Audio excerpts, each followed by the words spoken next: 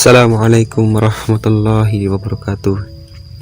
Yang terhormat kepada Bapak Muhammad Hamzah selaku dosen pengajar filsafat umum, yang saya hormati kepada rekan-rekan semua dari Prodi PAI dan Prodi Ahwal Sahsiah yang tidak bisa saya sebutkan satu persatu, ya insya Allah yang semua ada di sini diberi keberkahan serta kebahagiaan, supaya kita semangat menjalankan kewajiban kita sebagai pelajar atau mahasiswa untuk senantiasa terus belajar.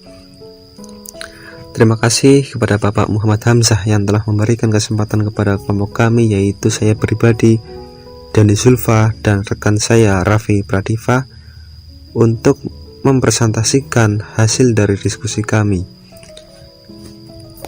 Adapun rumus masalah yang pertama, apakah itu filsafat barat abad pertengahan? Yang kedua, apa yang dimaksud dengan masa patristik? Yang ketiga, apa yang dimaksud dengan masa skolastik? Yang keempat, apa yang dimaksud dengan masa peralihan? Adapun tujuan, yang pertama menjelaskan apa itu filsafat barat abad pertengahan. Yang kedua, mengetahui apa yang dimaksud dengan masa patristik. Yang ketiga, mengetahui apa yang dimaksud dengan masa skolastik. Yang keempat, untuk mengetahui pengertian dari masa peralihan. Menuju ke pembahasan sejarah filsafat barat abad pertengahan. Dimulai kira-kira pada abad ke-5 sampai abad ke-17, para sejarawan umumnya menentukan tahun 476 Masehi, yakni masa berakhirnya kerajaan Romawi Barat dan yang berpusat di kota Roma, dan munculnya kerajaan Romawi Timur yang kelak berpusat di Konstantinopel atau sekarang disebut Istanbul. Masa ini diawali dengan lahirnya filsafat Eropa, sebagaimana halnya dengan filsafat Yunani yang dipengaruhi oleh kepercayaan. Maka filsafat atau pemikiran abad pertengahan pun dipengaruhi oleh kepercayaan Kristen, yang artinya pemikiran filsafat abad pertengahan didominasi oleh agama. Kekuatan mempengaruhi antara filsafat Yunani dengan agama Kristen yang dikatakan seimbang pengaruhnya. Karena apabila tidak seimbang pengaruhnya, tidak mungkin berintegrasi pembentukan suatu formula yang baru keberadaannya. Tetapi pada saat itu muncul anggapan yang sama terhadap filsafat Yunani ataupun agama Kristen. Anggapan pertama, bahwa Tuhan turun ke bumi atau dunia dengan membawa kabar baik bagi umat manusia. Kabar baik tersebut berupa firman Tuhan yang dianggap sebagai sumber kebijaksanaan yang sempurna dan sejati. Filsafat barat abad pertengahan tahun 476 Masehi sampai 1492 Masehi juga dapat dikatakan sebagai abad gelap. Pendapat ini didasarkan oleh pendekatan sejarah gereja. B. Periode-periode abad pertengahan. Sejarah filsafat abad pertengahan dibagi menjadi dua, yaitu zaman atau periode, yakni periode patristik dan periode skolastik. Yang pertama, periode patristik pada tahun 100 sampai 700 Masehi. Istilah patristik berasal dari kata Latin, yaitu patres atau bapak, yang artinya para pemimpin gereja. Ini dipilih dari golongan ahli pikir. Dari golongan ahli pikir inilah menimbulkan sikap yang beragam pemikirannya. Mereka ada yang menolak filsafat Yunani dan ada yang menerimanya. Bagi mereka yang menolak, alasannya karena beranggapan bahwa sudah mempunyai sumber kebenaran, yaitu firman Tuhan, dan tidak dibenarkan apabila mencari sumber kebenaran yang lain seperti dari filsafat Yunani. Bagi mereka yang menerima sebagai alasan beranggapan bahwa walaupun telah ada sumber kebenaran dari firman Tuhan, tetapi tidak ada jeleknya menggunakan filsafat Yunani, hanya diambil metodenya saja atau tata cara berpikir. Yang kedua, periode skolastik pada tahun 800 sampai 1500 Masehi.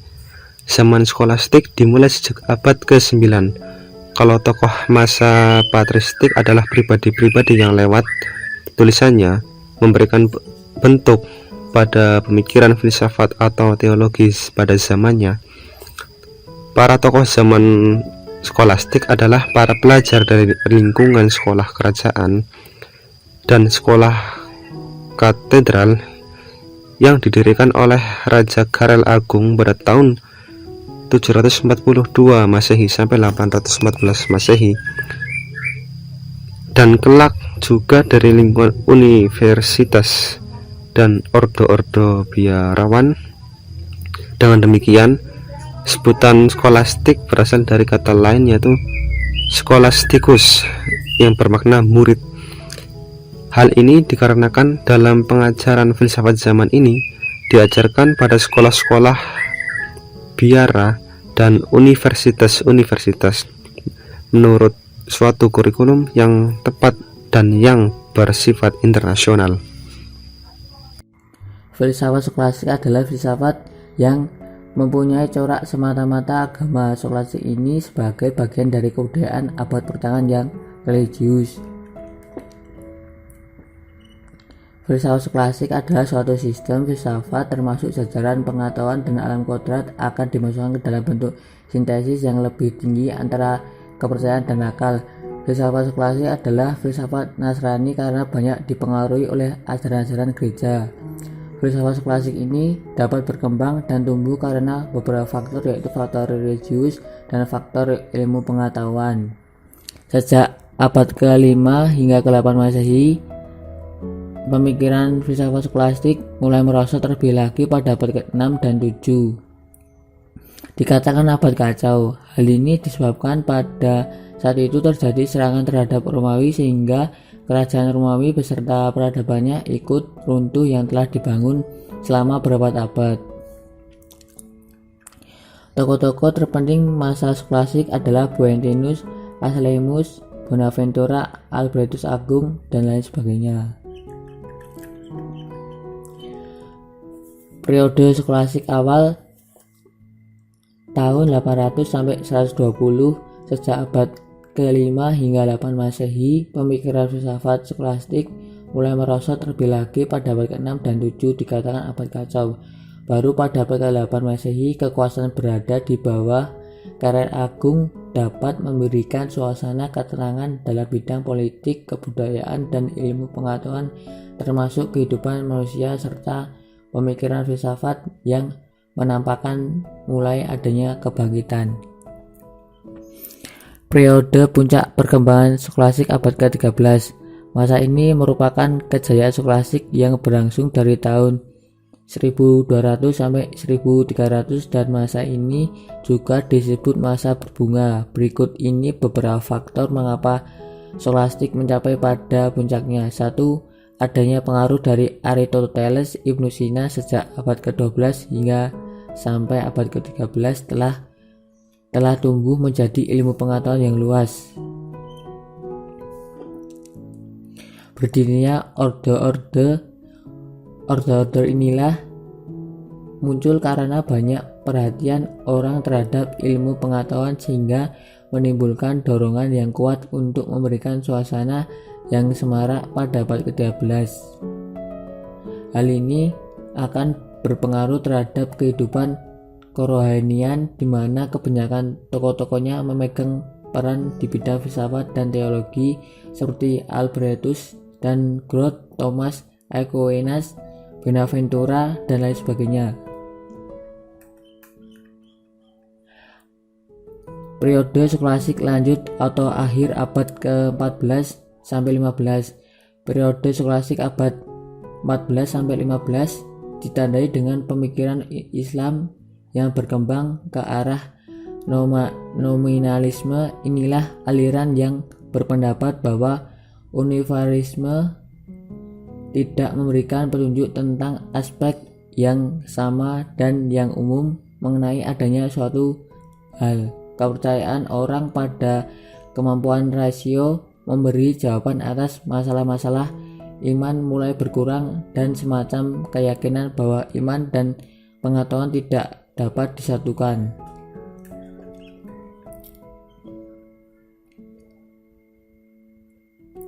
Zaman akhir skolastik ditandai dengan munculnya tokoh-tokoh filosofi skolastik Arab sebagaimana dijelaskan Salam. Berkat pengaruhnya, Helarisme filsafat Yunani hidup terus di Syria dan diperkembangkan lebih lanjut oleh filosofi-filosofi Arab yang kemudian diteruskan kembali ke Eropa melalui Spanyol.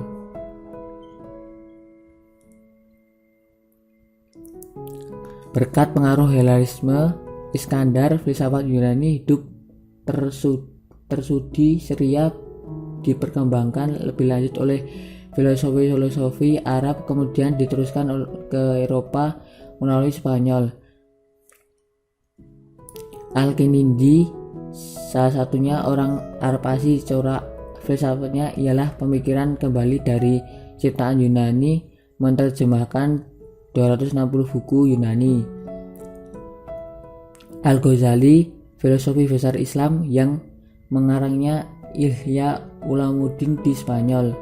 Ibnu Sina yang besar pengaruhnya terhadap filsafat barat, sejak usia 10 tahun sudah hafal Al-Quran dan lain sebagainya.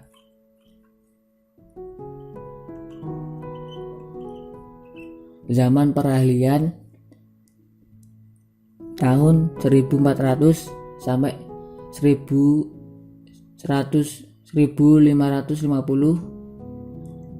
Setelah abad pertengahan berakhir sampai pada masa peralihan yang diisi dengan gerakan kerohanian yang bersifat pembaruan. Zaman peralihan ini merupakan embrio masa modern.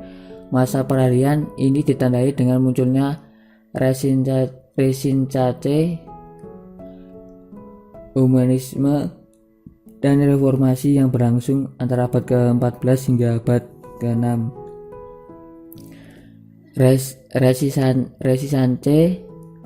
atau kelahiran kembali Eropa merupakan suatu gelombang kebudayaan yang pemikiran yang dimulai di Italia, kemudian Perancis, Spanyol, dan selanjutnya hingga menyebar ke seluruh Eropa. Humanisme pada mulanya dipakai sebagai suatu pendiri ahli pikir yang meluncurkan perhatiannya terhadap pengajaran kekosastraan Yunani dan Romawi serta perikemanusiaan. Reformasi merupakan revolusi keagamaan Eropa Barat pada abad ke-6. Reformasi tersebut dimulai dari gerakan terhadap perbaikan keadaan gereja Katolik. Sekian dari saya. Kesimpulannya adalah filsafat Yunani mengalami kemegahan dan kejayaan dengan hasil yang sangat gemilang, yaitu melahirkan peradaban Yunani. Menurut pandangan sejarah filsafat, dikemukakan bahwa peradaban Yunani merupakan titik tolak peradaban manusia di dunia. Maka, pandangan sejarah filsafat dikemukakan manusia di dunia. Giliran selanjutnya adalah warisan peradaban Yunani jatuh ke tangan kekuasaan Romawi. Kekuasaan Romawi memperlihatkan kebesaran dan kekuasaan hingga daratan Eropa atau Britania. Tidak ketinggalan pula, pemikiran filsafat Yunani juga ikut terbawa. Zaman pertengahan ialah zaman di mana filsafat abad pertengahan dicirikan dengan adanya hubungan erat antara agama Kristen dan filsafat. Abad pertengahan memiliki sebutan lain, misalnya abad ke-8, zaman skolastik atau zaman patristik, yang semuanya menggambarkan corak pemikiran filsafat dan keilmuan yang dibentuk sesuai dengan perkembangan peradaban Kristen. Abad ini ditandai dengan keruntuhan budaya Romawi dan upaya untuk kembali membangun peradaban berdasarkan ajaran filsafat Yunani dan ajaran agama Kristen. Perkembangan ilmu dan filsafat berlangsung di gereja-gereja pada awalnya, untuk kemudian mengalami perpecahan dikarenakan dominisasi kuat agama terhadap berbagai aspek kehidupan. Perkembangan